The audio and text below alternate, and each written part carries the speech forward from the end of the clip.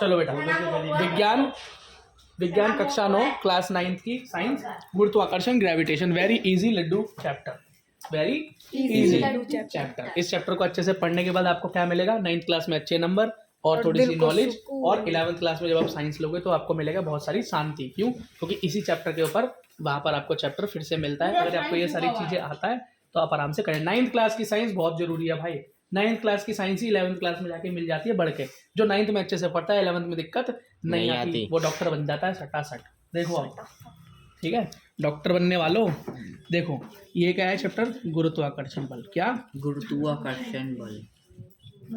इसका मतलब है ग्रेविटेशन। क्या है? ग्रेविटेशन। बेटा जब भी इस नाम का बात होती है तो हमें जो आदमी याद आता है वो कौन है? न्यूटन। सबसे पहले तो भगवान याद आते हैं, भगवान बनाए क्यों। उसके बाद याद आते हैं न्यूटन। कौन याद आते हैं? न्यूटन। न्यूटन का असली नाम क्या था? Isaac Newton. Isaac Newton. Newton क्या कर रहे थे? पेड़ के नीचे सो रहे थे, सर पे गिरा सेब। सेब गिरने के बाद उन्होंने कहा नीचे ही क्यों गिरा। उनके दिमाग में आया, उन्होंने बड़ी रिसर्च थ्योरी वगैरह देके हमको गति के 3 नियम दे दिए। गति के 3 नियम क्या थे वो हम डिस्कस कर चुके हैं। दोबारा से अगर कोई सुनना चाहे तो दोबारा सुन ले, अपना टाइम बर्बाद करना चाहे तो। और जिसको नहीं पता उसके लिए बहुत अच्छी बात है। गति का पहला नियम है, हर चीज रुकी रहना चाहती है, हिलना नहीं चाहती। जैसे कैरम बोर्ड की गोटियों को तुम नीचे से गोटा मार के हटा देते हो तो सारी वैसी की वैसी बनी रहती हैं, अच्छे से स्ट्राइक करो तो। दूसरी, जब तक किसी पर जोर ना लगाया जाए वो अपनी पोजीशन चेंज नहीं करती। जब मैं किसी पर दम लगा दूं, मान लो तुम्हारा दोस्त खड़ा हुआ है, कहाँ खड़ा हुआ है? नदी किनारे, तुमने जोर लगा दिया, क्या होगा? नदी में जाकर गिर पड़ेगा। और ठीक है, तुमने उस पर जोर लगाया मतलब फोर्स लगाया मतलब बल लगाया, तो F बराबर तुम्हारे दोस्त का जो भी वजन था तुम्हारी औकात में होगा तो गिरा दोगे, नहीं होगा ये करंट जैसा बंदा खड़ा होगा तो धक्का मारेगा तो गिरेगा ही नहीं। क्यों? तो ये उल्टा तुझे फेंक देगा। अब क्या होगा? लेकिन मान लो ये खड़ा हुआ, ऐसे तो गिरा दोगे। तो फोर्स बराबर इसका वजन गुणा में एक्सेलरेशन, मतलब जो भी इसके अंदर त्वरण आया, जो भी इसकी गति में चेंज आया, तो फॉर्मूला क्या बना? F बराबर m × a। ये हो गया बेटा गति का दूसरा नियम। गति का तीसरा नियम क्या कहता है?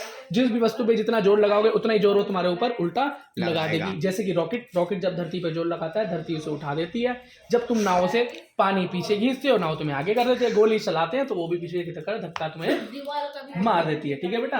और तीसरी चीज क्या थी? घर्षण बल। घर्षण क्या करता है? बल को क्या करता है? गति को रोकता है, गति को रोकता है ना। तुम्हारे जूते के अंदर नीचे और टायर में वो क्यों बने होते हैं डिजाइन? ताकि बेटा वो गति को क्या करे? रोके। ब्रेक लगे तो आराम से लग जाए। अब जिसका वो डिजाइन मिट जाता है उसके बल, उसका क्या होता है? उसका फिसलता है टायर। उसके जूते भी क्या होते हैं? फिसलते हैं। बात समझ में आ गई? अरे रोहन को समझ में आ रही है, रोहन खिलाएगा मटर पनीर आ जाए। देखो अब ये गुरुत्वाकर्षण का मतलब क्या है बेटा? गुरुत्वाकर्षण का मतलब है कि हर जो धरती है, ये क्या है? ये धरती, इस धरती की एक ताकत है कि वो बेटा हर चीज को अपनी तरफ खींच के अपने से जोड़ के रखती है। इसको बेटा गुरुत्वाकर्षण बल बोलते हैं। इसी बल के कारण गैलीलियो ने बोला था कि सारे प्लेनेट जो है, धरती और सूरज और सातों के सातों प्लेनेट जो हमारे, अब कोई बोल 8 प्लेनेट है, वैसे 9 थे पहले, अब 8 रह गए, ये सब सूरज के चारों ओर घूमते हैं। क्यों? सूरज क्या जो ग्रेविटेशन पावर है, और जैसे हमारे यहाँ चांद घूमता है धरती के चारों ओर, तो धरती और चांद का जो ग्रेविटेशन है वो इन दोनों को आपस में जोड़ के रखता है। कोई डोरी बंधी हुई है क्या चांद से बांध रखा है भैया कहीं मत जा? नहीं, क्योंकि दोनों के बीच में आकर्षण बल, गुरुत्वाकर्षण बल है। और हम इस धरती पे क्यों बने हुए? क्योंकि गुरुत्वाकर्षण बल के हिसाब से हम इस धरती से जुड़े हुए हैं। इतनी बात समझ में आ गई? ठीक है। अब बेटा हर जगह पे ग्रेविटी अलग अलग होती है। धरती पे अलग होगी, चांद पे अलग होगी। अंतरिक्ष में तुमने देखा है तो पिक्चर में देखते होगे तो एस्ट्रोनॉट उड़ता रहता है, ऐसा लगता है उसका वजन ही खत्म हो गया, क्योंकि वहाँ ग्रेविटी क्या है? बिल्कुल ही नहीं है। चांद पे उछलता है, मतलब वहाँ ग्रेविटी कम है, और हमारी धरती पे क्या है? बिल्कुल चिपक जाता है। और कई ऐसे प्लेनेट हैं जैसे बृहस्पति, जिसकी ग्रेविटी हमारे से भी बहुत ज्यादा खतरनाक है या बहुत तेज है। अब क्यों तो भगवान बताएंगे, क्यों का जवाब तो कोई नहीं दे सकता। ठीक है, रुको बेटा। अब जरा बेटा इस पे फोकस करो कैमरामैन। गुरुत्वाकर्षण बल का नियम क्या है? मानो कोई एक धरती है और एक चांद है, ऐसा मान लो। ये है ए धरती और ये है बी चांद, ऐसा मान लो। इन दोनों के बीच में कुछ दूरी है, इन दोनों के बीच में कुछ दूरी है, और इन दोनों के बीच में एक बल है जो इनको जोड़ के रखता है। वो कौन सा? गुरुत्वाकर्षण बल है, जिसे हम बोलते हैं बड़ा जी। क्या बोलते हैं? बड़ा जी। बड़ा जी याद रखना, क्या? बड़ा जी। पार्ले जी में जो लगा होता है बड़ा जी। ठीक है। तो बल को तो फोर्स ही बोलते हैं, और ये कैसा है? गुरुत्वाकर्षण का बल। तो F बराबर जी। ठीक। अब इसके अंदर देखो, एक क्या, इसके अंदर भी कुछ वजन है और इसके अंदर भी कुछ वजन है, मतलब इसमें भी कुछ मास है, इसमें भी कुछ मास है, इसमें भी कुछ द्रव्यमान है, इसमें भी कुछ द्रव्यमान है। तो इसका द्रव्यमान बड़े वाले का गुणा छोटे वाले का द्रव्यमान बटे में जो भी इनके बीच की दूरी है उसका स्क्वायर, ये बनता है आपका बेटा गुरुत्वाकर्षण बल का नियम का फॉर्मूला आपका तैयार हो जाता है। इस फॉर्मूले को याद करना आपकी जरूरत भी है, मजबूरी भी है, जो मर्जी मान लो। अगर पढ़ाई को अपने लिए फायदेमंद समझते हो तो जरूरत बड़े है। जी का और फॉर्मूला है। हाँ ये भी न्यूटन ने ही बताया था। बिल्कुल। ये न्यूटन तो यार बहुत अच्छा इंसान था। न्यूटन को तो आप हर घड़ी याद करोगे बेटा, है न्यूटन को तो आप कैसे करोगे, हर घड़ी याद। याद करोगे, ठीक है। अच्छा, एक चीज याद रखना, इस बड़े जी को बेटा कैलकुलेट भी किया गया। क्या किया गया? कैलकुलेट भी किया गया। चालू है बेटा वीडियो, ठीक है। हेनरी कैवेंडिश नाम के एक साइंटिस्ट ने बेटा इसको क्या किया, इसको कैलकुलेट किया, देखा इस बड़े जी की ताकत है कितनी। तो बेटा बड़े जी की जो ताकत निकल कर आई वो क्या थी, 6.6 इंटू 10 की power minus 11 newton metre square. ये निकला 6.6 इंटू 10 की power minus 11 newton metre square, ठीक है। चलो इसे मिटा देते हैं, दुख और दर्द आपकी आंखों से छलक रहा है, लेकिन बेटा पढ़ना तो पड़ेगा ही, है ना। अगला देखो। अच्छा बेटा एक क्वेश्चन कर लेंगे। अब क्या करें भैया, फिजिक्स है तो क्वेश्चन ही क्वेश्चन है ना, इसमें तो हम कुछ कर ही नहीं सकते। इसने बोला है पृथ्वी का द्रव्यमान दे रखा है, कुछ क्या दे रखा है, पृथ्वी का द्रव्यमान, मतलब अर्थ का क्या दे रखा है, मास दे रखा है, मास ऑफ अर्थ, ऐसे ले लेते हैं, ई लिख देते हैं। कितना दे रखा है, 6 × 10 की पावर 24 किलो। और मास ऑफ चंदा मतलब मून दे रखा है, तो एम ले लेता हूँ, मतलब चांद का द्रव्यमान कितना दे रखा है, 7.4 इंटू 10 की पावर 22 किलोग्राम। अच्छा बेटा इन तुम में से कौन बच्चा ये बता पाएगा ये ज़्यादा है कि ये ज़्यादा है, क्योंकि ये तो 6 और ये 7 है। ये ऊपर वाला ज्यादा है, क्यों? क्योंकि 10 की पावर ज्यादा है। हाँ बिल्कुल भाई, यहाँ पे क्या है 10 की पावर 24, क्या है 10 की पावर 22। अब तो बेटा तुम डॉक्टर बनने वाले हो, इंजीनियर भी बन जाओगे, समझ रहे हो। अब इन दोनों के बीच की दूरी दे रखी है, क्या दे रखा है, डिस्टेंस दे रखी है, दूरी दे रखी है, कितनी दे रखी है, 3.84 इंटू 10 की पावर 5 किलोमीटर, ठीक है बेटा। अब ये कह रहा है पृथ्वी और चंद्रमा के बीच में बल निकालो, फोर्स निकालो। बेटा फोर्स का फॉर्मूला तो मैं सीख के आया हूँ, F बराबर G बड़ा M गुना छोटा M बटे में D का स्क्वायर। ये तो मैं सीख के आया हूँ, मैं तो खुद बहुत बड़ा साइंटिस्ट हूँ। और G की वैल्यू क्या होती है, 6.6 या 6.6 या 6.7 इंटू 10 की power minus 11 newton metre square. खुद दे रखा है क्वेश्चन के अंदर, ये लगाओ, लगा देंगे। तो F बराबर 6.7 10 की पावर माइनस 11 मल्टीप्लाई, बड़ा M क्या दे रखा है, 6 मल्टीप्लाई 10 की पावर 24 मल्टीप्लाई छोटा M मतलब 7.4 इंटू 10 की पावर 22 बटे में दूरी क्या दे रखी है, 3.84 10 की पावर 5, ठीक है बेटा। ठीक है, अब बेटा तुम देखोगे इतने बड़े बड़े ये सॉल्व कैसे होंगे, तो बहुत आसान है बेटा, बहुत आसान है। 10 की पावर 24, यहाँ 10 की पावर क्या है 22, दोनों को जोड़ दो तो 10 की पावर 24 और 10 की पावर 22 कितना हो जाएगा, 10 की पावर 2 2 4 और 46 हो गया। अब ये क्या है माइनस का 11, ये इसमें से घटा दो, माइनस का 11 घटा दो, तो ये क्या हो गया 10 की पावर 36 रह गई। क्या रहेगी 10 की पावर 36 रह गई। अब भैया 11 माइनस करना है, हाँ 11 माइनस करना है, तो बेटा क्या रहेगी 35 रहेगी। क्या रहेगी 10 की पावर 35 रहेगी। वेरी गुड, ये हो गया आप 6.7 इंटू 6 इंटू 7.4 और टोटल की पावर 10 की पावर कितनी हो गई 35 हो गई। आसान हो गया काम। अब भी बेटा इनका भी ये पॉइंट है, इसे भी हटाना होगा। और नीचे क्या है 3.84 इंटू 10 की पावर 5। अगर बेटा इसको सॉल्व करना हो तो कैसे करेंगे, बहुत आसान है। पॉइंट हटता है तो इसके आगे 1 0 तो 10, इसका पॉइंट हटेगा तो 1 0 है तो 10, 10 इंटू 10 मतलब 100 हो गया। क्या हो गया 100 हो गया, ये हो गया 100 का मैं लिख सकता हूँ 10 की पावर 2, 100 को मैं क्या लिख सकता हूँ 10 की पावर 2, है ना। तो यहाँ में लिख दिया 10 की पावर 2, समझ में आ गया। अच्छा अब यहाँ भी एक पॉइंट है, ऊपर मल्टीप्लाई 10 2 0 1 और 2 0 मतलब 100, उसको मैं क्या लिख सकता हूँ 10 की पावर 2 लिख सकता हूँ, ऊपर नीचे लो जी हट गया। यहाँ क्या 10 की पावर 5, ये 10 की पावर 35, ठीक है 10 की पावर 5 और 10 की पावर 35, 5 से 35 गड़ा बचा 10 की पावर 30। अब ये बचा बेटा 67 मल्टीप्लाई 6 मल्टीप्लाई 7.4 मल्टीप्लाई 10 की पावर 30। इसको मल्टीप्लाई करके 10 की पावर 30 लिख देना, आंसर आ जाएगा तुम्हारा। अच्छा ठीक है, क्या आंसर आ जाएगा तुम्हारा, ठीक है। अब बेटा एक चीज और सीखो। अब ग्रेविटी की ताकत तो तुम सीख ही गए, लेकिन तुम्हें पता है जब कोई धरती में गिरता है, कोई गिरता है, मान लो तुम एक बहुत बड़ी बिल्डिंग पे थे, तो नीचे अपने दोस्त से हाई हेलो कर रहे थे, ऊपर से एक अच्छे दोस्त ने तुम्हें धक्का दे दिया। क्यों? वो चेक कर रहा था, गति का दूसरा नियम चेक कर रहा था कि फोर्स लगाने पे ये जाएगा नहीं जाएगा। उनने लगा दिया फोर्स, क्या लगा दिया F बराबर M गुणा A लगा दिया। तुम जाके नीचे गिरे, दूर दूर दूर दूर दूर भटक और जमीन पे आके गिरे, और फिर तुम क्या हुए बड़ी तेजी से ऊपर भगवान की तरफ चले गए, लेकिन लाश नीचे रह गई, बॉडी नीचे रह गई। ऐसे ही होगा, और शक्तिशाली हो तो बच जाओगे। अब ये देखो, अब ये डस्टर है, मैं इस डस्टर को बेटा इतनी दूर से फेंकता हूँ, कहाँ से, यहाँ से फेंकता हूँ, हल्का गिरा, इतनी ऊपर से फेंकूंगा तो कैसे गिरेगा, बहुत तेज गिरा। अब मैं इसको और ऊपर से फेंकूंगा तो, बहुत तेज, और इसको मैं पूरी छत पे 4 मंजिल से फेंकूंगा तो बहुत तेज ऐसा क्यों हो रहा है बेटा? चीज तो वही है। लेकिन वो ज्यादा वो हो रही है। हाँ, अभी वो क्या ऊपर हो से रहा है, वो फेंकी क्या जा होता रही है, है। अब ये वही समझना है।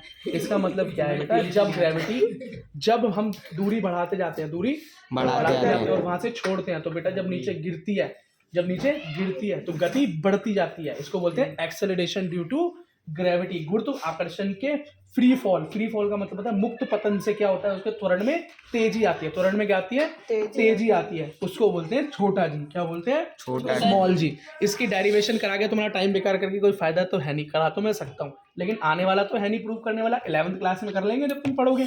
तो इस छोटा जी जो है ना, स्मॉल जी, इसको बोलते हैं फ्री फॉल। जब कोई चीज गिरे, जैसी जो कोई चीज मुक्त पतन, मुक्त पतन, ठीक है, फ्री फॉल, तो क्या हुआ? Acceleration due to gravity. इसकी वैल्यू होती है 9.8। क्या होती है? 9.8 मीटर सेकेंड -2। ठीक, हम इसको कई बार 10 के बराबर भी ले लेते हैं कई, और ऑप्शन में क्वेश्चन में दिया होता है कि 10 लेना है कि 9.8 लेना है। देखो बेटा डस्टर की बात समझ में आ गई? ठीक है बेटा, भैया चला दी। ठीक है बेटा। अब ये देखो, इस गुरुत्वाकर्षण के अंदर क्या गया? गति के तीनों समीकरण आ गए। ठीक है, क्या आ गई? समीकरण आ गए किसके? गति के। किसके? गति के। मोशन के। तीनों समीकरण आ गए। अब बेटा ये तुम्हें याद तो बहुत जरूरी। अब ये तुम्हारा कब से पीछा कर रहे हैं? मोशन वाले चैप्टर से, गति वाले चैप्टर से पीछा कर रहे हैं। फिर उसके बाद लॉ ऑफ मोशन में है और अब फिर आ गए। इसका मतलब ये तुम्हें याद होने चाहिए, क्योंकि जब तुम क्वेश्चन सॉल्व करोगे तो फिर से ये तुम्हारे पीछे पड़ जाएंगे। ठीक है बेटा, ठीक है। अब जरा एक क्वेश्चन कर लेते हैं, ठीक है। और गति के नियम तो तुम्हें याद होने चाहिए, और मैं मानता हूँ कि तुम बच्चे पढ़ के आते हो, बड़े अच्छे बच्चे हो। देखो ये कह रहा है, एक कार किसी कगार से गिर गई। मान लो ये क्या थी? एक वो कार थी। वाली पिक्चर देखी तुमने? ढोल। ढोल में क्या होता है? एकदम गाड़ी कहाँ होती है? कगार पे खड़ी होती है। बाकी उनको लगता है बुड्ढा जो है धक्का मार रहा है, वो धक्का मार के उसे गिरा देते हैं। कार हुई नीचे, गिर गई। कार नीचे लोरी गिर गई है। कार क्या हुई? नीचे गिर गई। ठीक है, खाई से, कगार से नीचे गिर गई। इसमें कितने टाइम में गिरी? इसको बेटा बोल रहे हैं समय लगा 0.5 सेकेंड। कितना लगा? 0.5 सेकेंड लगा। ये कह रहा है जी का मान जो लेना ना, एक्सेलरेशन ड्यू टू ग्रेविटी, जो कि मुक्त पतन लेना, वो 10 लेना। 9.8 मत लेना, 10 लेना। बहुत ही अच्छी बात है जी। ठीक, शुरुआती स्पीड क्या होगी इसकी? 0 ही तो होगी। यहाँ से 0 होगी, फिर बड़ी होगी, तो शुरुआती स्पीड 0। और अंतिम स्पीड, अंतिम वेग क्या होगा इसका? अंतिम वेग निकालना है। ठीक है, अंतिम वेग निकालना है। ठीक है, अब इसके अंदर बेटा कौन सा फॉर्मूला लगेगा? इसमें सबसे छोटा वाला फॉर्मूला लगेगा। इसमें टाइम भी दे रखा है। और अच्छा, एक चीज याद रखना, इसके अंदर फॉर्मूला लगेगा v बराबर u plus A T. v बराबर u plus A T. v क्या होता है? अंतिम वेग, मतलब फाइनल वेलोसिटी, अंतिम। और ये क्या है? प्रारंभिक, मतलब शुरुआती, मतलब इनिशियल। और ए का मतलब होता है त्वरण, इसका मतलब एक्सेलरेशन। और ये क्या है? समय। बेटा उसके अंदर तो हमें त्वरण निकालना पड़ता था। त्वरण का फॉर्मूला होता है v माइनस यू बटे टी। ठीक है, लेकिन यहाँ पर हमें त्वरण निकालने की जरूरत नहीं है। क्यों? त्वरण का क्या मतलब है?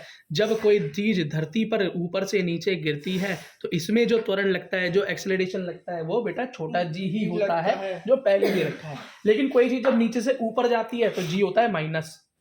ऐसा क्यों? क्योंकि ऊपर जाते हुए क्या होती है? गुरुत्वाकर्षण घटती है, और ऊपर जाते हैं तो ऐसा होता है कि बिल्कुल ही खत्म हो जाती है, अंतरिक्ष में पहुंच जाते हैं। और जैसे जैसे नीचे आते हैं वैसे वैसे बढ़ती है, वैसे वैसे बढ़ती है। तो नीचे क्या होती है? पॉजिटिव। तो नेगेटिव में नहीं लेते। जब ऊपर की तरफ जाएंगे, जब बात करेंगे, जब पत्थर ऊपर की तरफ उछालते हैं तब माइनस होता है एक कंडीशन में, फिर नीचे आके फिर प्लस होने लगता है। 11वें में पढ़ेंगे। ठीक है, अब इसके अंदर जरा ठोक दो। अब यू तो मेरा 0 ही है, तो v बराबर ए टी रह गया खाली। u तो मेरा 0 ही है ना, इनिशियल स्पीड, प्रारंभिक वेग तो क्या 0 है। u v बराबर ए टी। और a क्या दे रखा है मेरा? 10। और t क्या दे रखा है? 0.5 सेकंड। कैसे काटोगे? 1 0, 10 से 10 गया, आ गया खाली 5। वेलोसिटी कितनी आ गई तुम्हारी? वेग कितना आ गया? 5 metre second. 5 metre second inverse निकल के आ गया। क्वेश्चन आधा खत्म हो गया।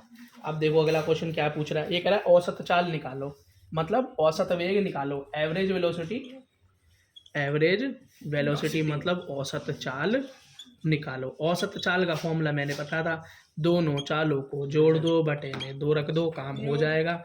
q था मेरा 0, अंतिम निकला 5, बटे में रख दो 2, तो 5 बटे 2 तो होता है 2.5 मीटर सेकंड इनवर्स। खेल खत्म। अब ये मत कह देना 5 की भाग करनी नहीं आती।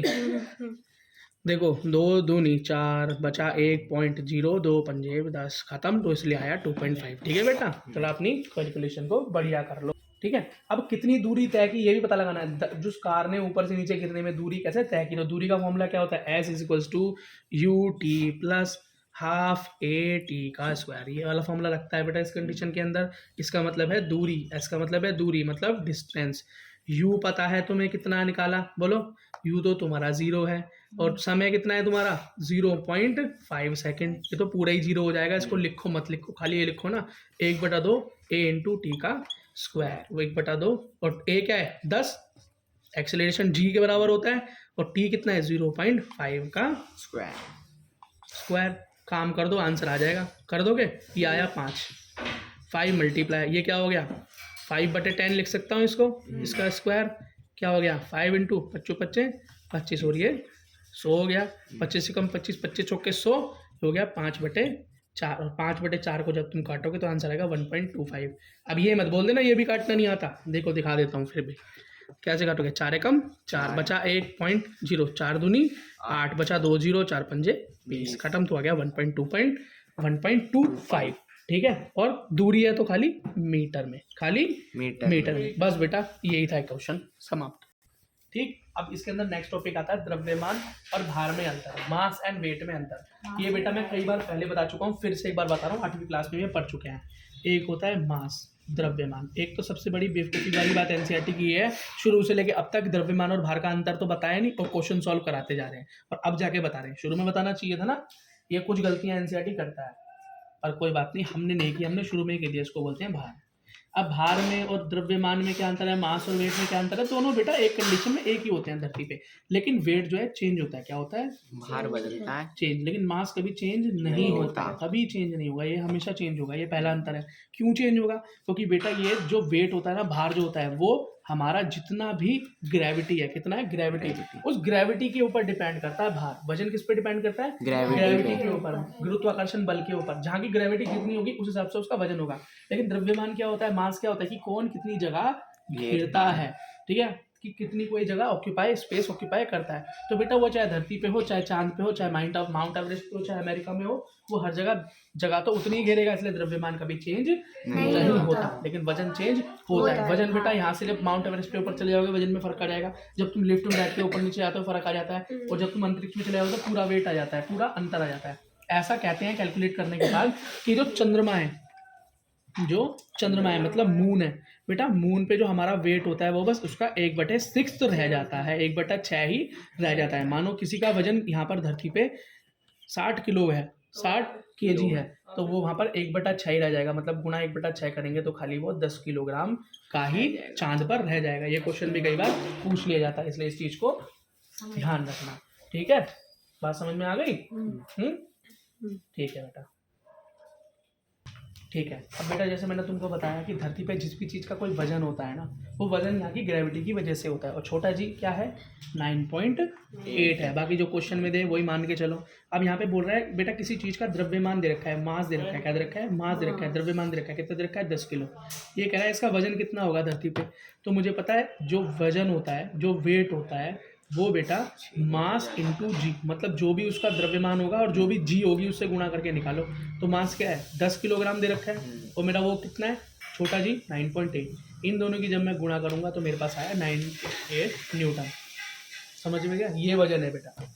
अगर किसी का वजन निकालना हो, तुम्हारा वजन मान लो तुम्हारा वजन 50 किलो है, कितना 50 किलो, और धरती पे ग्रेविटी के हिसाब से तुम अपना वजन निकालोगे तो किससे मल्टीप्लाई कर देना 9.8 से मल्टीप्लाई कर देना, जो निकल के आएगा वही तुम्हारा असली वजन न्यूटन में होगा। निकाल सकते हो न्यूटन में अपना वजन, निकाल के देखना करते हैं। ठीक है बेटा, चलो बेटा नेक्स्ट टॉपिक है प्रेशर। प्रेशर का मतलब होता है दबाव। जब तुम किसी चीज़ के ऊपर दबाव डालते हो, जब तुम किसी के ऊपर जान लगाते हो तो उसमें बदलाव आ जाता है। मानो डब्बे के ऊपर दबाव लगाओगे, इस किताब को बंद करके इसके ऊपर दबाव लगाओगे, क्या होगा इसमें बदलाव आ जाएगा। ठीक है, तो इसका जो भी एरिया है उसके ऊपर जब तुम बल लगाते हो, जो भी इसका एरिया है उस पर जब तुम दम लगाते हो, जैसे मैं इसके हाथ पे दम लगा रहा हूँ ये, तो इसमें बदलाव आ जाएगा, ठीक पड़ेगा, है ना। तो जो बदलाव आता है बेटा, जो भी शेप में चेंज आता है उसी को दबाव या बल कहते हैं। तो उसका फॉर्मूला क्या बना, देखो इसका फॉर्मूला देखो क्या बना, दाब मतलब प्रेशर। प्रेशर का फॉर्मूला बना, जो भी तुम बल लगा रहे हो, जो भी तुम प्रणोद लगा रहे हो, जो भी तुम बल लगा रहे हो, प्रणोद कितने एरिया पे लगा रहे हो, क्षेत्रफल, ये बेटा इसका फॉर्मूला हुआ। प्रणोद बेटा क्षेत्रफल या फोर्स अपॉन एरिया, तो इसको मैं बोल सकता हूँ P = F/, ये बेटा एक फॉर्मूला बन के तैयार होता है। ठीक है, फोर्स का फॉर्मूला तुम जानती हो, बल का फॉर्मूला तुम जानती हो। बल क्या होता है? द्रव्यमान गुणा में त्वरण, द्रव्यमान गुणा में त्वरण। और बेटा इस वाले चैप्टर के अंदर तो द्रव्य जो त्वरण होता है वो छोटे जी के बराबर होता है। तो कहीं पर ये फॉर्मूला दिखाई दे तो घबरा मत जाना, मैंने तुम्हें पहले ही बताया कि इस वाले चैप्टर में छोटा जी एक्सेलरेशन के बराबर होता है। कब नेगेटिव कब पॉजिटिव होता है ये मैं पहले डिस्कस कर चुका हूँ। ठीक है बेटा, इतनी बात समझ में आ गई। एक क्वेश्चन सॉल्व कर लें और उसके बाद इस चैप्टर को बायोंसी फोर्स पढ़ने के बाद, उत्प्लावन पढ़ने के बाद अलविदा कह देते हैं। ठीक है, देखो बेटा इसमें क्वेश्चन देखो, सबसे पहला क्वेश्चन क्या दिया हुआ है? इसने बोला एक लकड़ी का गुटका, मतलब लकड़ी का एक टुकड़ा है। क्या है? लकड़ी का टुकड़ा है, मेज पर रखा है। लकड़ी के गुटके का द्रव्यमान 5 किलोग्राम है, मतलब मास दे रखा है। लकड़ी के टुकड़े का द्रव्यमान दे रखा है, कितना दे रखा है? 5 kg। कितना दे रखा है?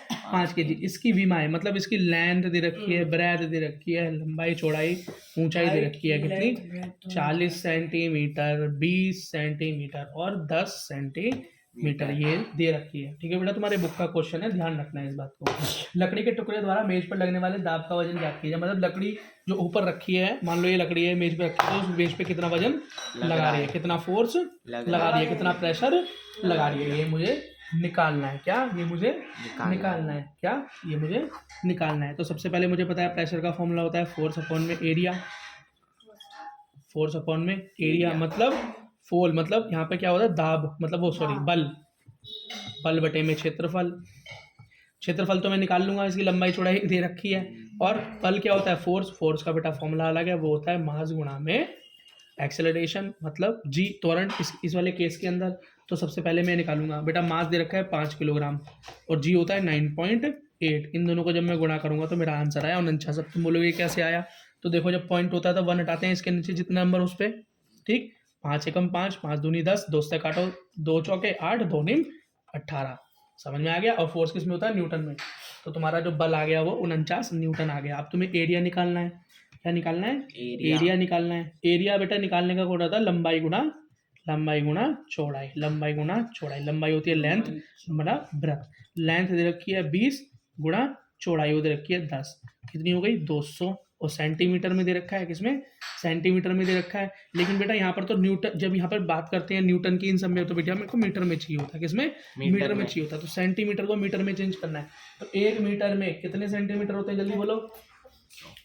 100 सेंटीमीटर होते हैं। कितने होते हैं? 100 सेंटीमीटर होते हैं, है ना। तो अगर इस हिसाब से इसको चेंज करोगे, किस में चेंज करोगे तुम? सेंटीमीटर को जब मीटर में चेंज करोगे तो तुम्हारा आंसर आएगा 0.02 मीटर स्क्वायर। ठीक। अच्छा, ये बेटा 2 चीजें तुम्हारे पास आ गई। क्या? ये 2 चीजें तुम्हारे पास आ गई। तो दाब का प्रेशर का फॉर्मूले में लगा लो। ऊपर होता है फोर्स, वो आया 49, नीचे होता है एरिया आया 0.02। आपस में काटना, आंसर आ गया 2450। और बेटा प्रेशर भी हो, ये भी तो एक दबाव है, ये भी तो एक बल है, तो ये भी न्यूटन में गिना जाता है। लेकिन नीचे क्या है? प्रेशर बराबर क्या होता है? फोर्स बटे में क्षेत्रफल, और क्षेत्रफल हमेशा मीटर में नापा जाता है। इसमें मीटर में, और क्षेत्रफल होता है स्क्वायर। हमने मैथ के अंदर पढ़ा हुआ है कि इसमें स्क्वायर में नापते हैं। तो ये न्यूटन, फोर्स होता है न्यूटन में, और ये मीटर स्क्वायर इसमें, और ये नीचे से ऊपर आ गया तो माइनस। ये हो गया बेटा प्रेशर की यूनिट। ठीक है, इसी के साथ ये क्वेश्चन। ठीक, जिस तरीके से हवा हमारे पर दबाव बनाती है, हम चीजों के ऊपर दबाव बनाते हैं, ऐसे बेटा पानी भी हमारे पर दबाव बनाता है। पानी के अंदर भी वजन होता है। बाल्टी में देखो कितना पानी होता है। अब तुम जब एक बाल्टी पानी के नीचे अगर तैरने लगोगी तो उतना वजन तुम्हारे ऊपर आ जाएगा। इसीलिए बेटा बहुत गहरे अंदर जब आदमी तैरने जाता है तो एक स्पेशल ड्रेस पहनता है, नहीं तो वो दबाव में क्या होगा? उसका सर फट जाएगा, उसकी नसें फट जाएंगी, हार्ट अटैक हो जाएगा उसको। ठीक है। उत्प्लावन बायोंसी क्या होती है? बायोंसी फोर्स का मतलब होता है बेटा जब हम तरल पर जोर लगाते हैं तो तरल भी हमारे ऊपर जोर लगाता है। जितना एरिया हम उसका कवर करते हैं उतने एरिया पे उल्टा जोर वो हम पे लगाता है। इसी वजह से तो जहाज तैर पाते हैं, लेकिन कील क्यों डूब जाती है? क्योंकि कील का जो नोक का एरिया होता है वो बहुत कम होता है। जब कील उसमें जाती है तो अपने उसका एरिया इतना कम होता है कि वो उल्टा दबाव बहुत कम लगा पाती है, इसलिए डूब जाती है। लेकिन वहीं उस कील को चपटा करके लंबा कर दूं तो बेटा वो डूबेगी नहीं। क्यों? क्योंकि उतना एरिया उसका कवर करेगी। इतने एरिया पे जब दबाव डालेगी तो पानी भी उस पर उतने एरिया पे उल्टा दबाव डालेगा। यही बेटा आर्किमिडीज का सिद्धांत है। आर्किमिडीज ने भी तो यही बोला था। आर्किमिडीज के सिद्धांत के हिसाब से तो हमने जहाज वगैरह को बना पाते हैं, क्योंकि जो हम बल लगाते हैं पानी के ऊपर उतना ही बल हमारे ऊपर लगाता है। कभी पानी पे झापड़ मार के देखा है? कभी पानी पे चाटा मारना, स्विमिंग पूल बनाते हुए देखना, बहुत तेज हाथ में लगेगा, ऐसा लगेगा इस दीवार में चाटा मार दिया हो। और जब ऊपर से कूदोगे, ढंग से ना कूद पाए, पीठ के बल या मुंह के बल कूद गए तो बहुत तेज लगती है, ऐसा लगता है जैसे जमीन पे गिर पड़े हो। अब ये बच्चा वो एक्सपीरियंस कर सकता है जो कभी पूल में गया हो या नदी में नहाया हो नदी या में। ट्यूबवेल वगैरह में नहाया हो और ऊपर से कूदा खादा हो। और जब ऐसे छपाछप करोगे तो देखना थोड़ी देर छपाछप करने के बाद अपने आप बच्चे रुक जाते हैं कि हाथी लाल पड़ जाते हैं उनके छपाछप करते करते इतनी तेज पड़ता है। ठीक है, इसी के साथ बेटा ये चैप्टर खत्म।